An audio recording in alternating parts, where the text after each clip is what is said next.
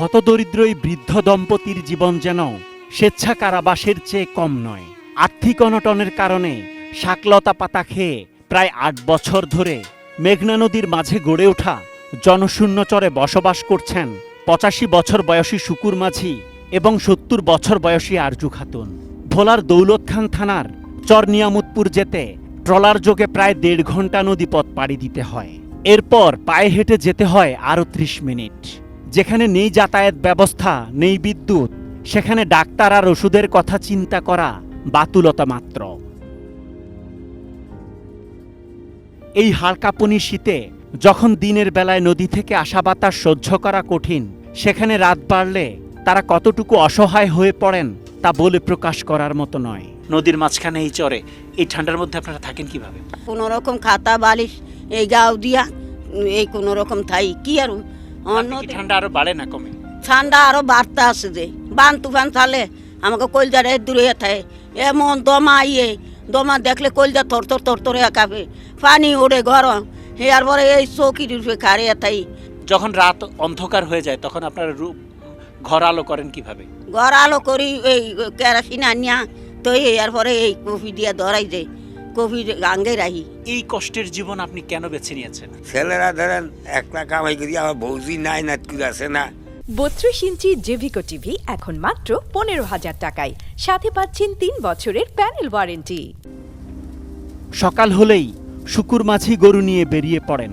কনকনে শীতে কিছু টাকা রোজগারের আশায় অন্যের গরুকে ঘাস খাইয়ে দিন কাটে তার। চর থেকে শাকলতা পাতা বা কোনো সবজি তুলে রান্না করেন তার স্ত্রী। এরপর স্বামীকে খুঁজে নিয়ে ফিরেন ঘরে। অকৃত্রিম ভালোবাসায় আর পরম যত্নে পাতে তুলে দেন খাবার। শুকুর মাঝি সন্তুষ্ট হয়ে খাবার তুলে নেন গালে। খেয়ে না খেয়ে দুর্গম চরে পড়ে থাকা এই বৃদ্ধ দম্পতির জীবনের করুণ কাহিনী যেন সিনেমার গল্পকেও হার মানায়।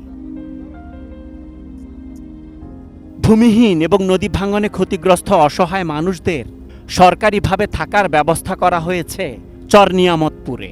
ডাকাত আর জলদস্যুদের অত্যাচারে চর নিয়ামতপুর ছেড়ে চলে গেছে বেশিরভাগ মানুষ। হাতে গোনা কয়েকটি পরিবারের সাথে এখনো পড়ে আছেন অসহায় এই বৃদ্ধ দম্পতি। আমরা জেলখানার মধ্যে থাই যে এক হিসেবে জেলখানার মধ্যে জেলখানায় এত অবস্থা করে না। আমরা যে তৈচ্ছা পাইতে আছি, কিছু কিছু মানুষ চড়িয়েও যাই গিয়া, অন কিছু কিছু মানুষ রইও গেছে, অন ডরে বয়াতে থাই কি আর দিন কাটাইতে আসি যে আমাকে মতন এরকম কষ্ট কে করে না। টাকা রোজগারের আশায় বর্গায় অন্যের গরু পালন করলেও ডাকাত আতঙ্কে নির্ঘুম রাত কাটে শুকুর মাঝির। আমার ঘুমিয়ে গেছে, কি করেন সাথে? আমি তো এই বইয়াটিয়া থাই আর বাউল দিই, 2-3 বার বাউল দিই। তাদের একমাত্র ছেলের সংসারেও আছে অভাব অনটন। তারপরও যতটুকু সম্ভব হয় পাশে দাঁড়ায় বাবা মায়ের। তাই এই বয়সেও ছেলের বোঝা না হয়ে নিজেরাই কাটাচ্ছেন সংগ্রামী জীবন। Asad Bhuiyan, ATN news.